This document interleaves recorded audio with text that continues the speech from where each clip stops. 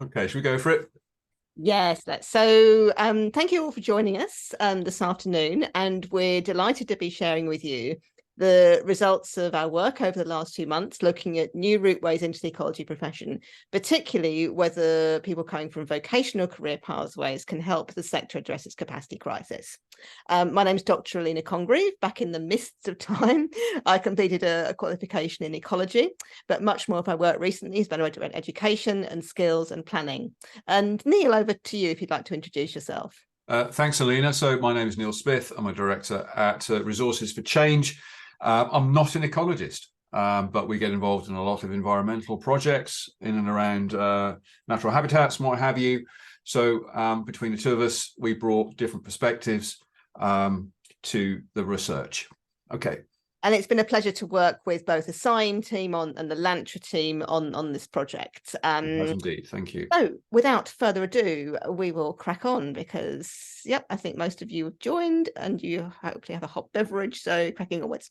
We'd just like to take the temperature in the room. I know the temperature outside is quite chilly for most of us today, but taking the temperature with all of you before we start out. So we'd just like to do a quick Menti with you. I guess as a little bit of a wake up to see if you're also with us.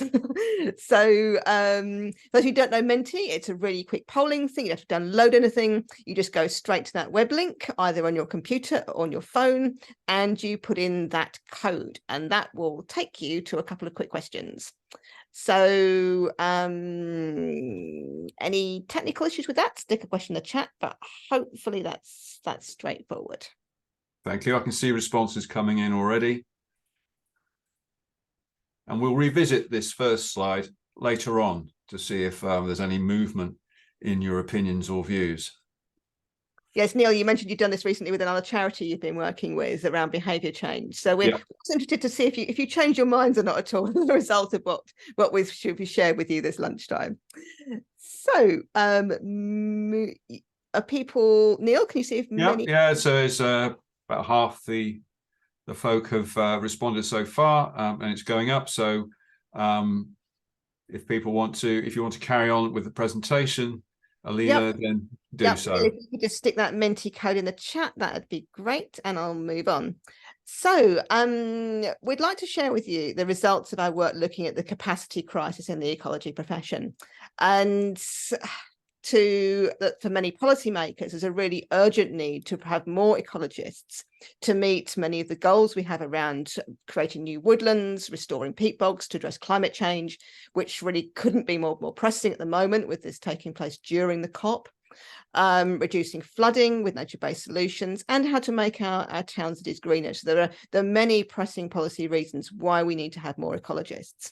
But how do we attract those ecologists in? How do we attract them, retain them, give them the skills they need to meet both the demands we have now, but also the demands we're going to have in the future? Today, people joining the ecology profession mainly come through graduate or increasingly postgraduate routes in. And probably many of the people who are joining today, that's how you joined the ecology profession. But we're also interested in if there are other ways, so to complement the many graduates who joined the profession, are there other sets of skills we could bring in, and people who've taken a different career pathway to help address that shortage we have of ecology expertise at the moment. So we were asked to look at whether there'd be potential for the capacity crisis to be addressed in part through people joining with vocational qualifications. This could be younger people through whom a degree or postgraduate degree isn't a good fit for how they learn and their own strengths, but also many mid-career changes. So many people reevaluated their career choices. So during the COVID pandemic, that kind of forced pause button that many of us experienced meant people took a long, hard look at their career and where it's going. And many people mid-career have a strong interest in nature or the countryside or ecology. So could that passion and personal interest transfer to some mid-career changes into a career? So that I guess sort of broadly sets out the assumptions we had going into this piece of work. And we took those assumptions and engaged with the ecology profession around that. So we ran a series of 7 online workshops with ecologists across the sector. Those were mainly people who were mid-career or mid-senior, who were involved in the recruitment of ecologists. They managed a team of ecologists. Some of them may have other backgrounds, things like landscape or archaeology, but managing ecologists within a larger team. And we carried out 7 of those right across the profession. So with ecological consultancies, with local government, including national parks, with environmental NGOs, environmental regulators, and training providers. And this engagement was across the whole of the United Kingdom and the Republic of Ireland. And in total, about 70 people very generously gave their time and took part in those. Some of those are quite substantial parts of the sector. So the largest, I guess, employers would be the consultancies and the NGOs. And we ran those workshops twice to try and make sure we could capture all the different perspectives from larger organizations to medium-sized and smaller ones who might have their own particular take on it. It can be a bit tricky talking about recruitment and skills in your own team. So one of the ways in which we enabled a discussion to take place was through a recruitment game. And when I described my idea for this to Neil, he immediately said, "Oh, that's fantasy football." So as a non-football follower, I'd inadvertently invented fantasy football. So the point of the game was that you can't always have all the skills you need. There are resourcing constraints and financial constraints. So how do we build the kind of skills and team that we need within the constraints our organizations experience, and to gamify that and to bring it a little bit out of some of the day-to-day pressures we have in our own organizations to start off with. We also got the perspective of people joining the profession. So we surveyed 138 new entrants into the ecology profession, and we'll be sharing some of their perspective later in this presentation. And I say we, but Neil very diligently went through over 2,000 entry-level job advertisements for ecologists. And a big shout out for Environment Job here, and they're supplying the anonymized data that we were able to crunch to give us that insight from the recruitment processes. And then finally, we supplemented that with 23 expert sector interviews, people with a strategic perspective, but also some related sectors as well, and people with expertise in vocational qualification. So we feel this has got the sector off to a good start in having a more informed set of conversations and moving forward on this important topic. So one of our first findings was an openness to new approaches. So people were very interested and wanted to hear more about how people from vocational career pathways could help address the capacity crisis. There was, I guess, unanimous support across both our workshops and our interviews that there was indeed a capacity crisis in the profession. But what surprised us was the inability of people to point to hard numbers and evidence around this. So people were very aware of it from their day-to-day working experience, but couldn't actually put numbers or figures on any of this. And there was a strong feeling across all of the different parts of the ecology profession that degrees were not necessarily giving people some of the key skills they needed to do contemporary ecology jobs. The word cloud featured there gives some examples of that. So some of this was practical field skills in field techniques, species ID, how to apply environmental law and policy to real world problems, and most strongly interpersonal skills. So that could be talking to a landowner, or even someone within your own team, within your own organization, or with local authority and the regulators. So there was a feeling that people on degrees didn't get enough chance during their course to practice and develop some of these skills. So there was a real openness to looking at what other options were there and how people could come through from some of these vocational career pathways. But the workshops very quickly revealed some of the barriers that we currently face. So there was a lot of inertia around existing recruitment processes. So people copying and pasting text from one job advert into another, which invariably included references to degrees or postgraduate degrees. The vast majority of our participants on workshops and our interviews, the way they'd joined the profession was through having a degree or a postgraduate degree. It was the natural route in for them. And there was a lot of confusion around exactly what some of these vocational qualifications were. So what this alphabet soup of acronyms really meant, how they knew what they were getting with some of those. And that was also deterring people from knowing quite how to recruit people then who'd come with vocational qualifications. And at this point, I'll hand over to Neil, who'll be sharing some of his work looking at the recruitment process, particularly all that number crunching you did with job adverts, Neil. Okay, lovely. Thanks very much, Alina. Just a quick word for the Menti questions. I've given you a second question to look at. I'm sure you can both address the question and listen to me simultaneously. That'll be no problem for you. So, as said, we looked at over 2,000 roles that were apparently for new entrants. And this here describes the common characteristics and could almost be made into, or you could imagine this as a spoof job advert. And the point of this is to illustrate or ask the question of the sector, who would take a job in the ecology sector given the conditions that are placed on people looking to make a start. And I think, or our experiences, and from looking at the data and looking at other sectors, that the problems are most pronounced in this sector. So there are problems in other sectors where there's an over-reliance on temporary contracts, short-term contracts, low pay, and other onerous requirements, but they are particularly noted in this sector. So that job will be for a graduate, typically working full-time, including evenings and weekends. You'll be paid a little bit above the minimum wage. Sometimes jobs are offered below the minimum wage for full-time posts. We're not quite sure how people are getting away with that. And they're going to be below what you might expect on average for other graduate posts. And for other good science graduates, and people with science backgrounds, they're going to be a long way behind. So if you went into civil engineering, you'd probably be starting on 30K. And then you'd be working on the same site with a huge kind of wage differential. Often the work, as you know, takes place in remote areas. You need transport and travel, therefore you need a car, but there's no help with that. So therefore you're relying on the person having a car of their own or access to a car and being able to ensure that. In terms of then what they're offered in terms of development, professional development, skills development, qualifications, not much, and certainly not much which is structured. And in the next slide, we'll explore that a little bit more in terms of how the sector seems to expect people to develop those things. Yeah, and then at the end of your contract, well, rather your contract could last just the summer season. So there's a 50% chance of that.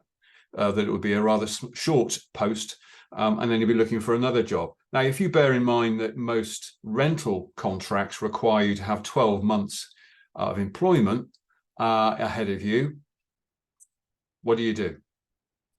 How does that work? Next slide, please. Oh, Neil, I don't know if you want to mention, I was really shocked when you were working on this about some issues around race to do with this as well. I don't know if you want to. Oh, thank you. You know, it's a really good point. So, I mean, we know there is a bit of a diversity challenge in the sector, and it's improving. However, an unintended consequence of the reliance on cars or the focus on people having their own car is that if you are Black or minority ethnic, you are less likely to have a driving license for all sorts of factors, which we didn't kind of explore, but that is reliable data from ONS. And therefore you are further kind of hindered from entering the sector. You're less likely to have a license or a car. So again, it doesn't really help with the diversity challenge the sector is facing. Thanks, Alina. I guess this shocked me, and I'm speaking here as a father of 6, so I'm no stranger to the role of placements and volunteering as a legitimate way of gaining skills and experience and boosting your CV. But the ecology sector does take it to a rather extreme point. And here we have a couple of examples, heartfelt examples we felt from recent graduates. recent entrants to the profession that around their experience, negative experience really in and around the predominance of volunteering as a way of gaining skills, experience, qualifications, tickets, and so forth. So I'm not going to read those out, but you can see there how important it is to the sector.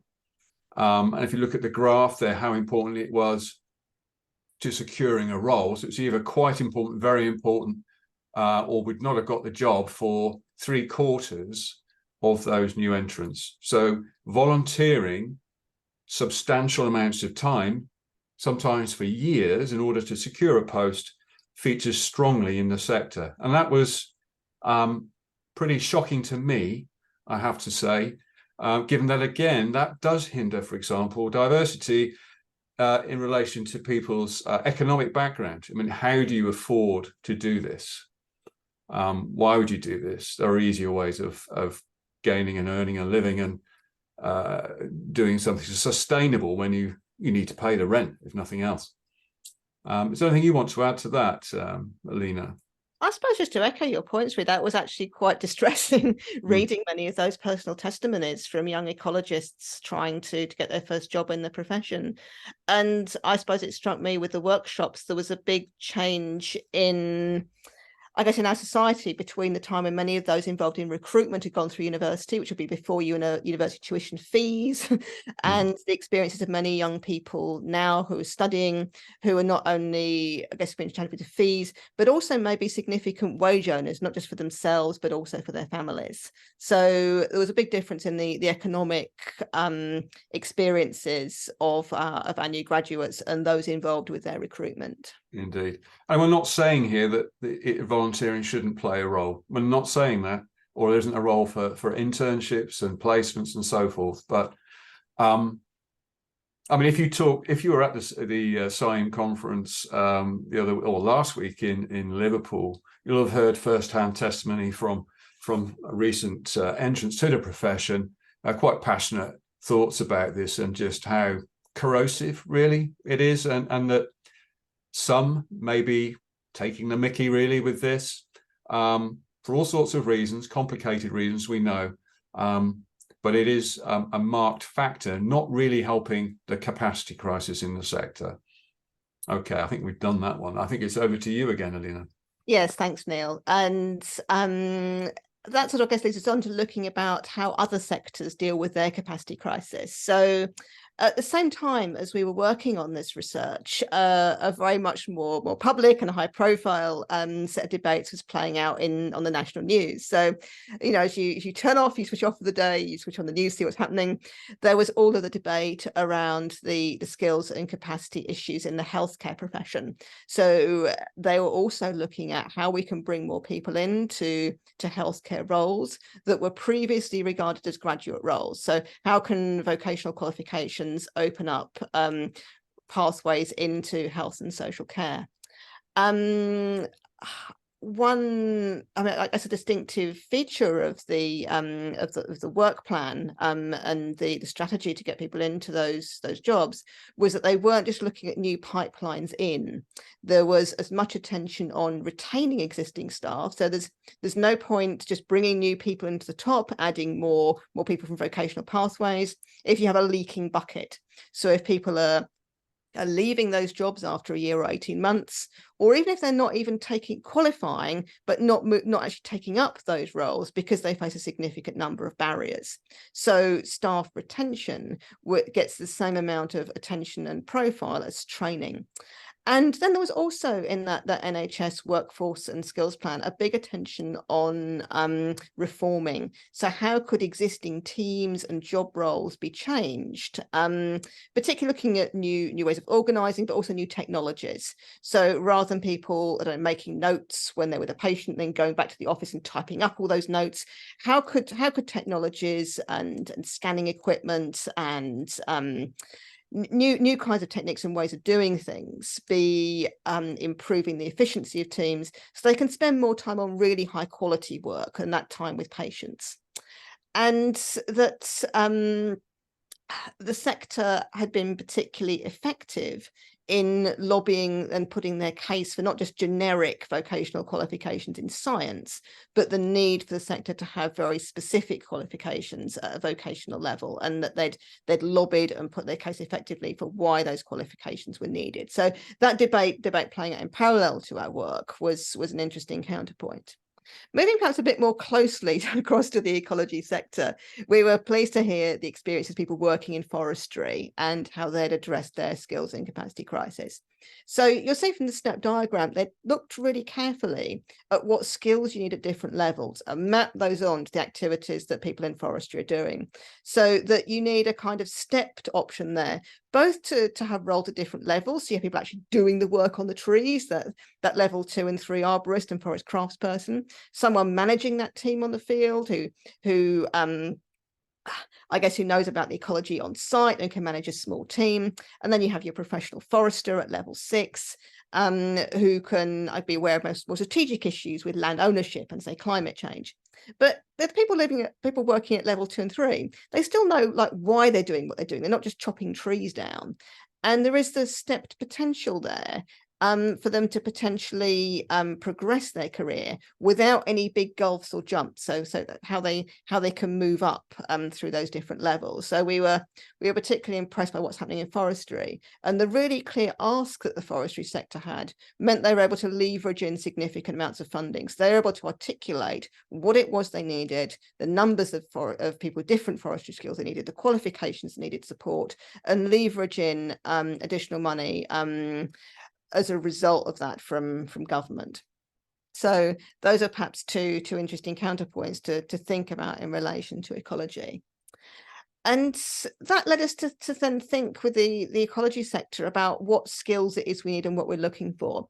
And it emerged really strongly from our workshop. There was a real complementary nature happening there. So the skills that people from vocational pathways had, really strong practical field skills, good interpersonal skills because the kind of assignments they've been doing, working alongside it in the sector, people management skills, good species ID.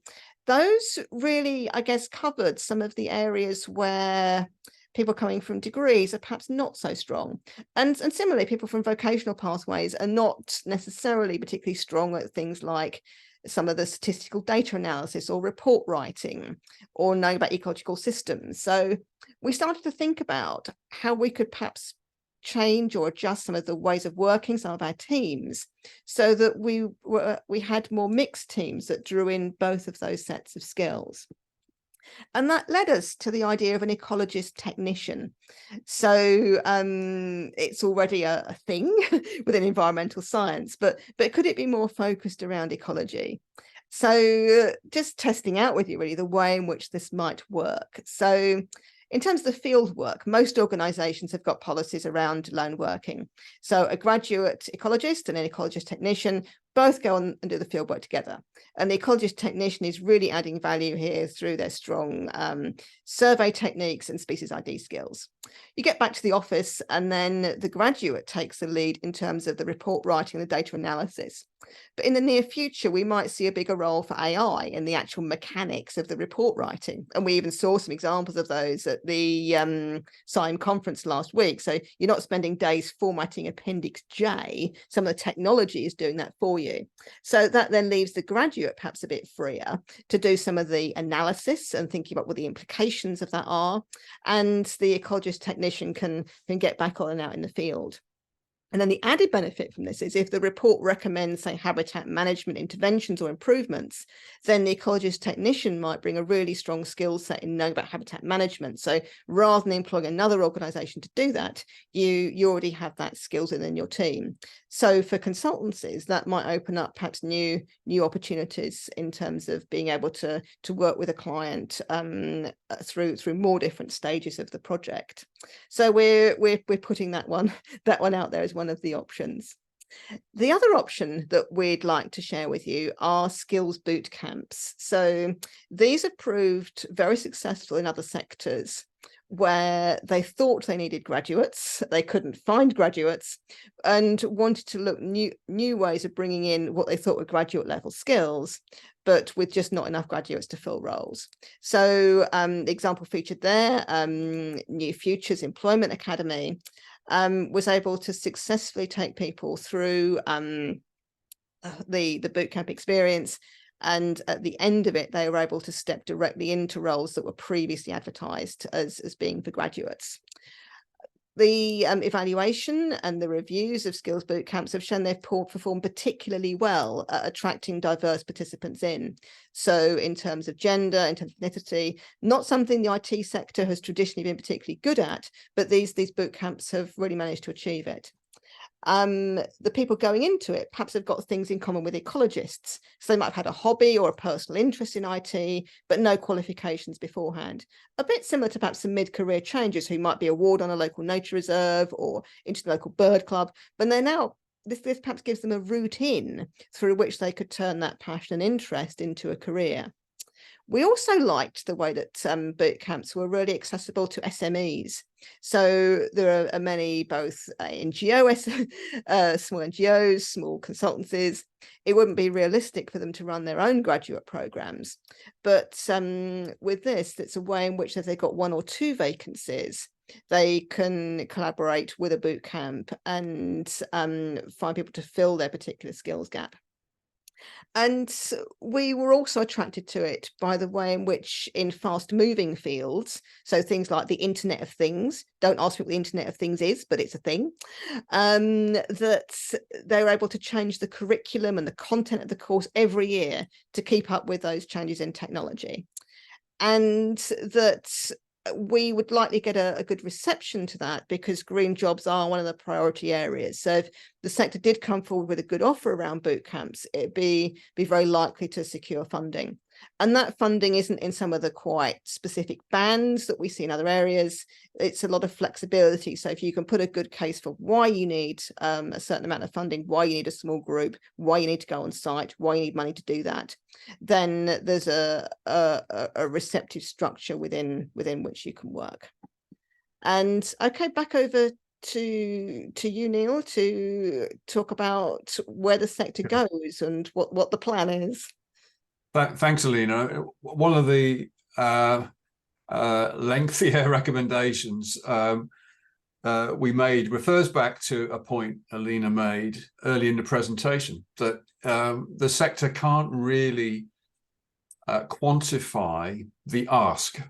So how many ecologists in what sorts of roles are needed and where, for example, which I know is simple to say and harder to answer, but the sector can't do that in any convincing way at the moment. And if you compare that to, say, the social care sector, healthcare sectors, and others, they have been able to do that. And I guess this refers back to my background in government for 10 years. You know, if I haven't got a clear ask, I can't help you.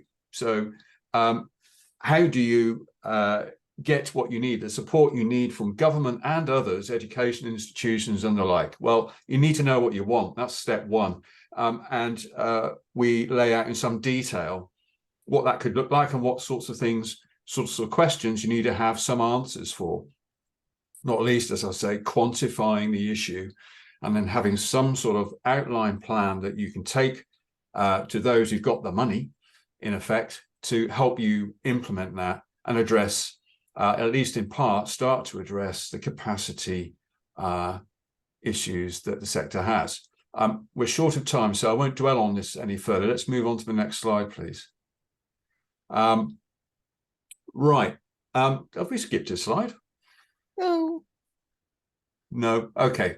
Oh. Right. So go back one. Sorry. Sorry, Alina. Sorry, my fault, folks. Okay. So just going to, if you've not been looking at the Menti slides, I'm just going to move them on again and ask you to rank some of those recommendations just quickly, and then we'll move into the Q&A. So if you go into the chat, if you've arrived more recently, menti.com, and input the 8-digit code, it'll take you to this screen and give you an opportunity. I mean, this is obviously not scientific, we're just indicative, gaining some reaction from you, some thoughts around what might be needed. It's interesting to see there people's thoughts around volunteering in recruitment. I will just say, whilst you're just having a go at that, that quite a few senior folk were of the opinion that they had to do it, so everybody else should as well, kind of forgetting that the world has changed somewhat. So yeah, shall I stop screen sharing now? Is that? Yeah, go ahead. And can people see the results of this, or do I need to perhaps Yeah, just do you want to share it just in case anyone's not on Menti? Would that be? Yeah, let's do that. Yeah. Hopefully you can Oh, see right, that. that's better. Thank you.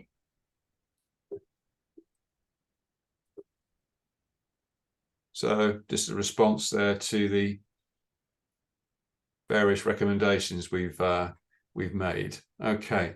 I see also that we've got quite a good number of questions coming through on the Q&A. If you look on your Zoom toolbar, there's a little Q&A button there. If you click on that, you'll see what people are asking, and have a look at those now.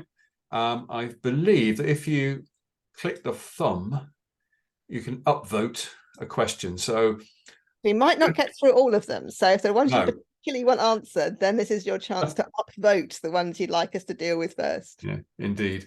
For the person who wants to have the Menti code, it's in the chat. So have a look at the top of the chat, you'll find it there. Okay. Oh, if you arrived after. I'm just sticking in again now. Thank you. Right. Mark's done that. Thank you, Mark.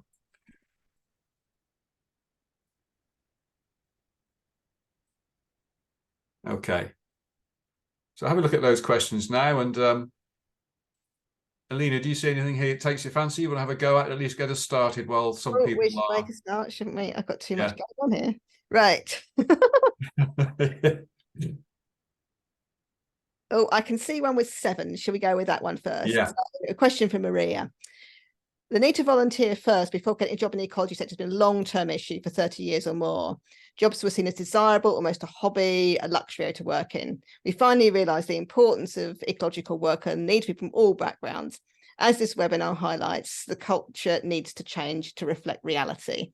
So I think that's more of a statement there from Maria rather than a question. But Neil, have you got anything else you want to reflect on that? I mean, I saw also a question later further down about effectively about salary points and how, if you like, how is change affordable given that the sector is and I'm being deliberately provocative, I suppose, you know, the sector is over reliant on voluntary labour to get stuff done and to get people in, and that's not fair in my view. And I think there's something around how we value the sector. So the sector itself, how it values itself, and then how it then can work collectively. And I think this is the key bit, work collectively to get a bigger slice of the pie. So I gave the example of a civil engineer starting out on a career, straight onto a site, will be on 30 or 32K a year. So a good 10K a year above the ecologist who's just starting out that they might be working alongside. You know, why are they securing fees sufficient to pay a salary that is that much higher? And you could say the same for the planner on the team, the landscape architect on the team. Yeah. So, you know, why is the graduate ecologist on a significantly lower salary than the other graduate professionals also on that team? Yeah. And also lower than the other careers they could go into. So there are many career options for people doing biology related degrees, and as you're suggesting, Neil, that other graduate careers in ecology and biology can secure an above average rather than a below average starting salary. Thanks, Alina. I mean, I think that might, Debbie, your question there with 8 thumbs up. I think in part, I don't know what the scale point should be. I think in some respects, the point is there should be a bigger pie in the first place before we start slicing it up. And we need to, that's not going to happen overnight. And the sector needs to, I think, quite literally fight for that. If we have these important environmental goals and objectives, concerns and worries that we need to address, and we haven't got enough people to do it, then we need investment. we need the investment in there to make that happen. And as you were suggesting, Neil, if you're a sympathetic civil servant and someone comes to you with a really clear ask, it's a lot easier to deliver on that. So that's, I think, where the forestry sector has been very effective. It's not scrabbling around trying to develop the pot it's already got. It's managed to leverage in additional funding through having a clear ask. No, indeed. There's another point here with a lot of thumbs up from an anonymous attendee around diversity, and I'll just leave you to read that. But those from poorer socioeconomic backgrounds are forgotten. It's harder for people to get into the sector as a result. Yes, I totally recognise that, and I think we've made that point very strongly. Okay. What about a quick process question here from Ivan about one of the workshops we ran was with education and training providers. So if you look at the report, there's a bit more on that. They're probably the most diverse groups. This included micro businesses that deliver training, CIEEM's own training team, and people from FE colleges. So we ran one workshop with people involved in training. They also experience a capacity crisis. So they also have a job recruiting people to deliver education and training with the right ecology skills. There's certainly a lot of scope to do more work with universities and FE colleges. We did reach out to Universities UK, who are very interested in the findings. But yes, we agree there's a lot more that could be done there to both engage, but also to feedback some of the findings we have, and that universities could be very interested to know more about how they can align their qualifications with the particular things the sector is looking for. Indeed. Thank you. Again, just scanning up and down here, there's lots of points relating to salary point, how you gain experience, how you take a job in ecology, and the many inequalities that currently exist. But also, I think there's a theme in here around the economic realities. So actually, how do you attract the funding in the first place? And I don't think there are any easy answers there. And yeah, there's a role for CIEEM, and not everybody is a member of CIEEM, as somebody has noted. Well, maybe the answer is to join in some form. And there's also some interesting experience from the forestry sector as well there, that with some of their route ways in, they looked at how you integrate things. So how you get your academic qualification, your vocational qualification, and your entry into the professional body all at the same time. So rather than getting one person to do 3 lots of exams and fill in bits of paper and do this and the other, you get it all bundled into one go. So you're not assessing the same person 3 times for the same thing and asking them to pay as well. So bringing some of those elements together could also be one way of bringing more people both into the profession, but also into being active CIEEM members. Indeed. Okay. Louise Ross, thank you for that. You've been interested in those discussions, and I think discussions such as those you suggest are what's needed as part of developing solutions and approaches. And these sorts of offers are probably best directed to CIEEM. And we should also mention Lantra, who also supported the funding supported the research as well.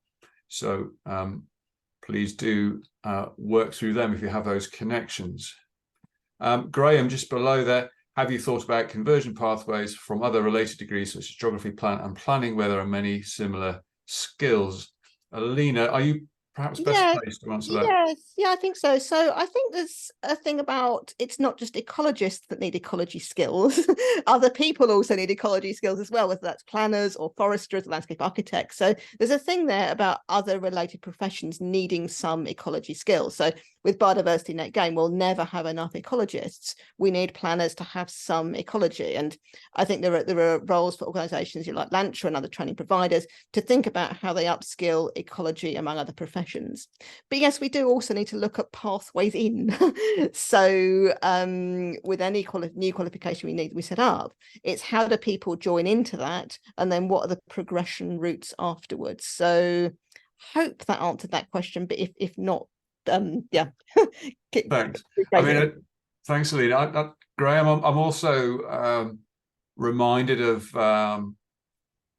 the the situation in Ireland, the Republic of Ireland, where the issue is even more acute. So they don't have anything like the tradition in the education sector there of supporting and training ecologists. So it's particularly sharply felt there. And in terms of conversions, then they are, I hope this doesn't sound facetious, but almost taking people off the street. If you've got an interest in birds or flowers or plants, and you can cope with working outdoors, that appeals to you, they'll give you a go, and do what they can to support and train you on the job as best they can. Now, there are problems with that and risks, but they are seeing some success with that approach. And for some, especially we're having that conversion conversation, for those in later in their working life who might be looking for a change, doing something different, that can be particularly attractive. So so there are options there, but I mean, it's not a particularly strategic option or intervention. It's slightly stopgap. What can we do to get capacity into the sector? And just building on that, some other work we're doing with and conversations we've had with Balfour Beatty and others, sort of related in a way. They are looking at being far more inclusive and providing opportunities for people with learning disabilities, for example, the right post with the right support, as a way of addressing in some areas chronic staff shortages. So it's interesting, that mindset of actually just being far more open, inclusive, diverse, and creative around how we bring people in to fulfill roles that are important, and not being, I guess, unduly trammeled by requirement for degrees and bits of paper, which actually might not be what's required. Perhaps there's a couple of questions I'd like to take. So the one from anonymous attendee: how can there be a sector-wide plan when so many people are not practicing members of CIEEM? When we were talking to other sectors, so there was a really strong view that some of the large employers needed to step up. So the NHS, as a large employer, stepped up with the strategic workforce plan for health and social care, because many other smaller and medium-sized organisations benefited from that. But as a large employer, they stepped up. And during those interviews, I was challenged in saying, well, where are the large employers in ecology? Where are the Environment Agency in Natural England? Why aren't they stepping up into this?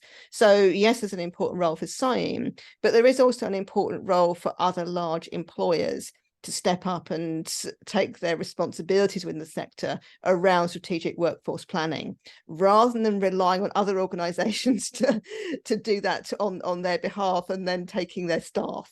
So I think that there are big roles there for some of the larger employers in the sector to take an active role within workforce planning, and not for it to entirely fall on the secretariat at CIEEM to take the sector forward with this. That's a very good point. And just below that, Adam, thank you for that. So issues around car ownership really spoke to me as a working class Black person. Could there be scope for supplementing some pay with access to support, something like such as driving lessons? Yeah, I mean, that's a good idea. Why not? I did actually have one example of this. So there was a college in the west of England that has vocational courses in ecology and landscape and countryside. And their students, a quite diverse group of students, turned up for their Land Rover Lantra training. And most of the students couldn't do their Land Rover Lantra training because they hadn't got a driving license. So the staff member at the college raided some other random pot of college money and found some money for those students to do their driving lessons, their regular driving lessons, before they could do their Land Rover certificate. I mean, he was very much a kind of can-do, get stuff sorted out kind of person. But there does need to be something perhaps more strategic and more planned to support people into the profession, and driving not being such a barrier. Absolutely. And the thing that pops into my mind is levelling up money.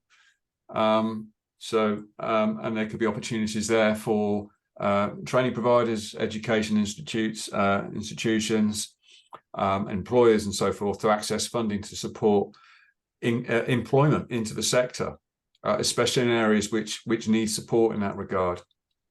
So, yeah, but I think, Adam, frankly, a lot of people just don't think about that stuff and haven't thought about it. And we hope that the report helps to raise awareness of some of the challenges people face to enter the sector. Good people who are really committed and interested, but for whom there are too many barriers to make it affordable or achievable.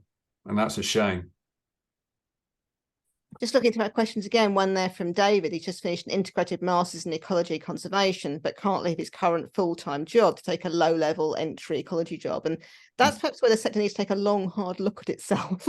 So for people coming in with other skills, whether that's in technical skills or people skills or IT skills, how can they be passported in at a mid-career level, reflecting the skills they already have? And we were fortunate to meet some of those people at the CIEEM conference last week. People who'd done a computer science degree and were now working in the bat acoustics team. They're not there on an entry-level job. They're there reflecting the skills they already have. So the profession perhaps need to take a longer look at how it can be more open to people passporting in mid-career and the salaries reflecting that other experience that they're bringing. Kate, Anglia Ruskin, you suggest if we dilute our degrees in professional skills, we may, and say we'll take people from anywhere, then we are devaluing ecology. I have a problem with this. I mean, I get what you're saying, but what do you do if you literally cannot find the people to do the work now, right now? Then where and how do you find those people? There are lots of issues here. I think it's about also matching people to the right skills. So if someone's running a conservation grazing project, do they need a master's degree from a research-intensive university? Probably not. They would be quite miserable doing that job and will leave quite quickly. So I think we're also arguing that it's about matching the skills that people have that are a good fit for them and their experience. And there are things that graduates bring in terms of their data analysis skills, their report writing skills, their foundational knowledge in ecology. And that's great as part of a team, but we need other people in the team as well. Indeed, I think that's a very good point. It's horses for courses, isn't it, really, in many respects, and that's what we can look at. But I think if we think the answer is more people with more degrees, I think you're going to miss a trick, I guess. Okay. We've got about 10 minutes left. Is there anything else that jumps out at you? There's quite a lot of questions here to pick from. Okay. Oh, salary banding. Perhaps I could briefly go back to salary banding. We say a little bit about that more in detail in the report. And there are other sectors that have struggled with issues around pay, where a national organisation has developed a salary pay scale. It's in a similar to CIEEM, couldn't enforce that, but it does, I guess, it provides some kind of framework, and people who diverge from that do get called out in public. So, for example, the archive sector has struggled with issues around salary and pay. A large employer, the National Archives, about the national pay scale. If someone advertises a role outside that national pay scale, they get called out. And funders expect people to employ within a national pay scale. So it's not a panacea, but it has proved useful in other sectors that have struggled with issues around pay. Thank you. Alex, the ranking system is good, but talks about improving links with universities. And you make a Peter to refer also, I mean, this was just a brief thing, but also include land-based colleges, and totally agree with this. The need to train people who are ready to go, practical field survey and habitat management skills, which may be accessible to a wider range of people. So yes, well, we totally agree with that. And that needs to be part of the mix. We need that mix is really where we think we're at here, to broaden the scope, widen the net, make the sector more accessible to more people at different stages of their working life, and who have different skills and aptitudes. And it needs to be diverse in all directions. And just briefly on Alex's point about T-levels, yes, some sectors have been very articulate in advocating why they need particular vocational qualifications, and they've tended to get it. The ecology sector hasn't yet put forward an ask on how it's going to replace some of those BTECs that are being phased out. And yes, we're very much advocating this. The sector does need to articulate why it needs specific bespoke vocational qualifications and why generic science is not good enough and isn't going to meet the urgent needs within the sector. Thank you. Adam, you make a point here around apprenticeships and their potential, but a lack of funding to pay salaries, and how this particularly affects NGOs. And certainly, I think the problems are more pronounced. The volunteering problem is more pronounced with NGOs. And you highlight that as one of the things driving the volunteering problem. Yes, partly true, I think, from somebody looking in from outside, but at the same time, just really want to challenge back to the sector on this and say, look, if your problem is capacity, this is not the answer, because it's not working. It's not working. So we need to find a different way of addressing this, and collectively pressing for the sector to be more highly valued and paid accordingly. And I know that's not easy. It's very easy to say. I know that. But I work a lot with wildlife trusts, for example. But, something somewhere has to change, and that's what we're pushing for.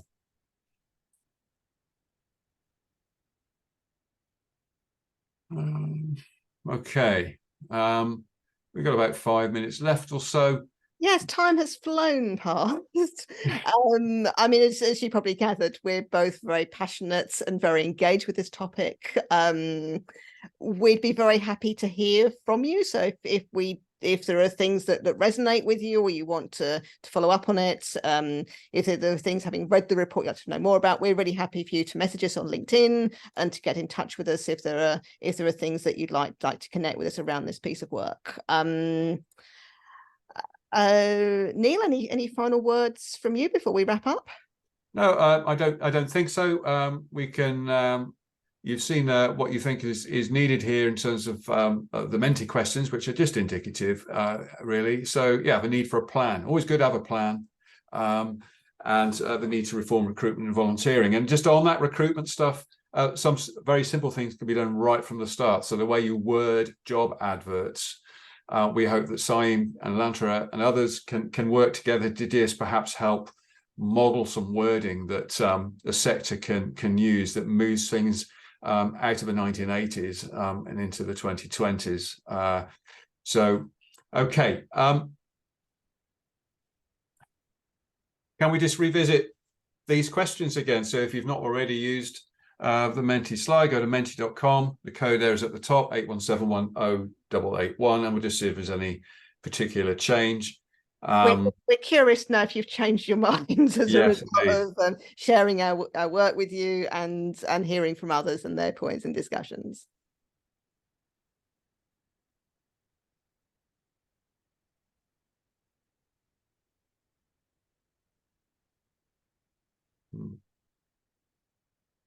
Just again, scanning the questions while you're answering this, that I think people are recognizing there's a need for a diverse range of skills, qualifications, and experience.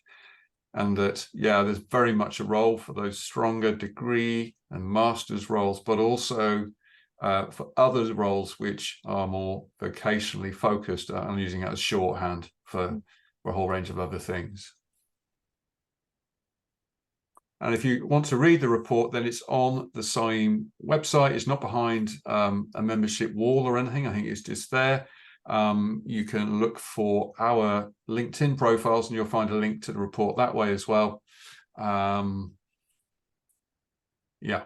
And yeah, we've been privileged to work with so many people who've given their time so generously in the sector. And we look forward to carrying on conversations about how this is taken forward. Okay. All right, I'll stop sharing screen now. I think there's been some shift in opinion, but not huge. But okay, it's just a bit of fun to get you to engage with the content. Right. So I'm sure many of you have got 1 o'clock meetings or indeed lunch appointments to go to. So we'll try and finish promptly in case you need to grab a beverage before your next appointment. We'll be hanging around for about 5 minutes after this if anyone did want to catch us, but we've also got other stuff we need to crack on with this afternoon. So thank you again for your active participation and your engagement in what turned to be quite a lively and interactive session, and wish you well with the rest of your day. Thanks, Alina. Thanks, everybody. I say we'll just stay online for a little bit longer. And I'll pick out another question here. I think there's another point made here from Aurora around job security, which I think is also pertinent. I made that point about being able to pay the rent. Quite important, especially if you want to leave home or you don't want to be living at home in order to take a job in ecology. Yeah, totally. I know it's a funding issue again. But there are models in other sectors. So in bioscience, it's quite common for paid summer internships for students rather than short-term contracts for people who finish. So there are other ways of meeting seasonal demand other than short-term contracts. Indeed. Okay. And thank you for your thanks, folks. Okay, anything else we want to pick up here? Questions from Richard about funding. That depends very much on where you are, Richard. Things are quite different. It's very devolved around England, Wales, Scotland, and the Republic of Ireland. So what precise pots of funding depend on which geography part of the UK you are in. Yes. As interesting, in Scotland, I think that was the nearest. I had some anecdotal evidence of a quantified scale of a problem where they feel they have about 1,000 ecologists in Scotland and they need 3,000. So 2,000 short. What skills do they need and for what sort of things? I don't know, but that's over to you, I guess. Yes, over to you, Scotland. That's one out. Yes.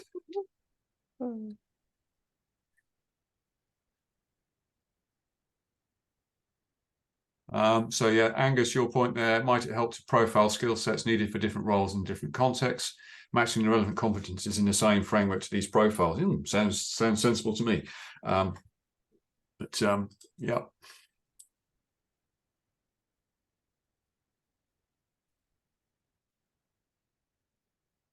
Okay. Any further questions?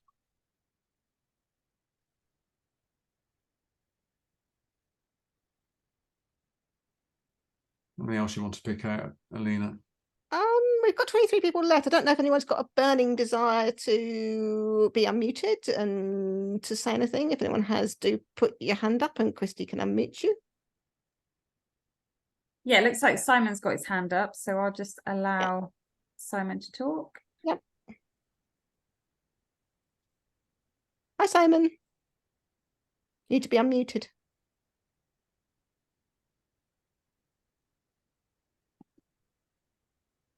We go.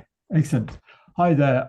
First of all, really, just wanted to say I've had real problems getting into the meeting, so I only joined for the last 20 minutes, so I missed quite a lot of it, unfortunately.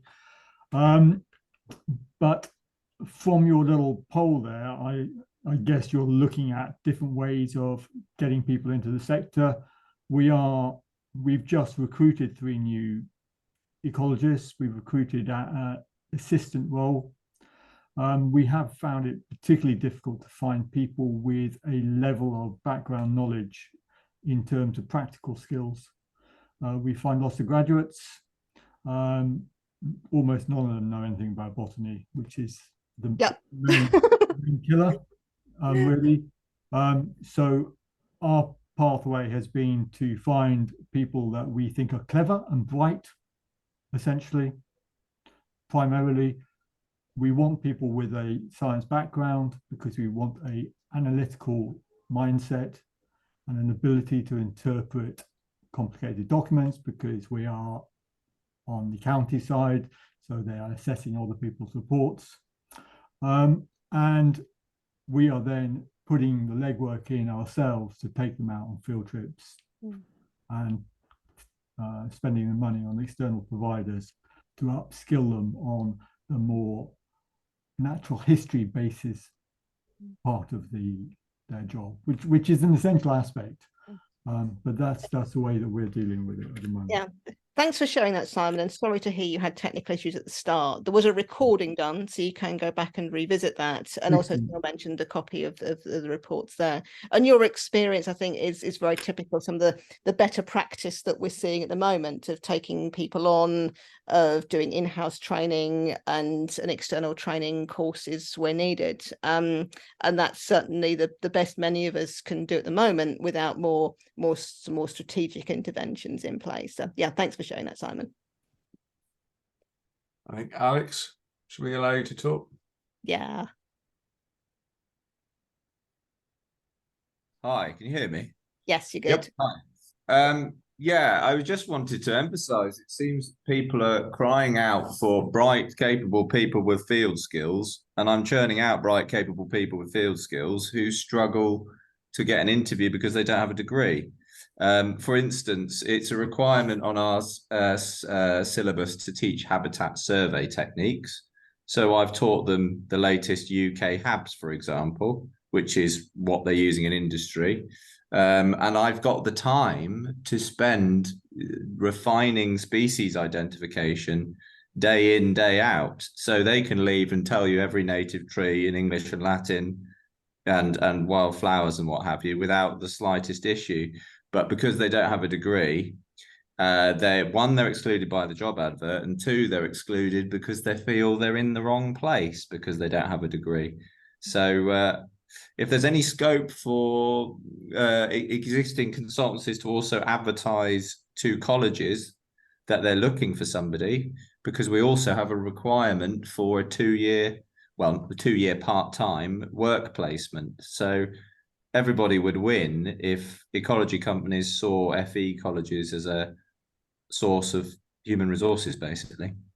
And thanks for sharing that, Alex. I think we got the impression people were really sympathetic to people with vocational skills, but weren't quite sure how to access them. So it's great that you're putting that forward. And we hope this piece of work is the start of people thinking really carefully about their wording. And do they really need a graduate, or is it actually a set of skills and behaviours and competencies that they need? Because if that's what they need, there might be a variety of ways in which you can meet those skills and behaviours and competencies, one of which is a degree, but others may be a degree in another subject and other kinds of experience, or a vocational qualification. So we hope this has been the start of employers thinking carefully about the kind of wording they're using in job adverts in that way.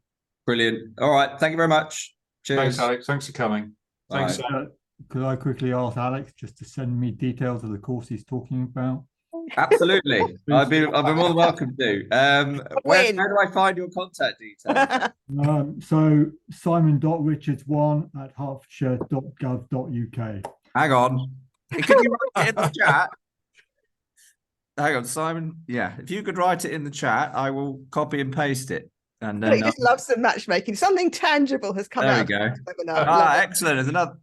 Yeah, I'd be only too happy. Hang on. It'd be easier for me to put my email in here. There you go. Super. .ac.uk.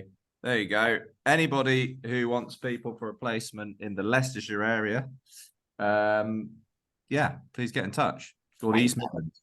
Thanks, both of you. That's great. Bye. Thank you. Chat to work. Okay, if no one else has got anything burning, I think we're going to sign off. Thank you all again, and thank you again for your active participation. Thanks very much. Okay, is the chat disabled, by the way?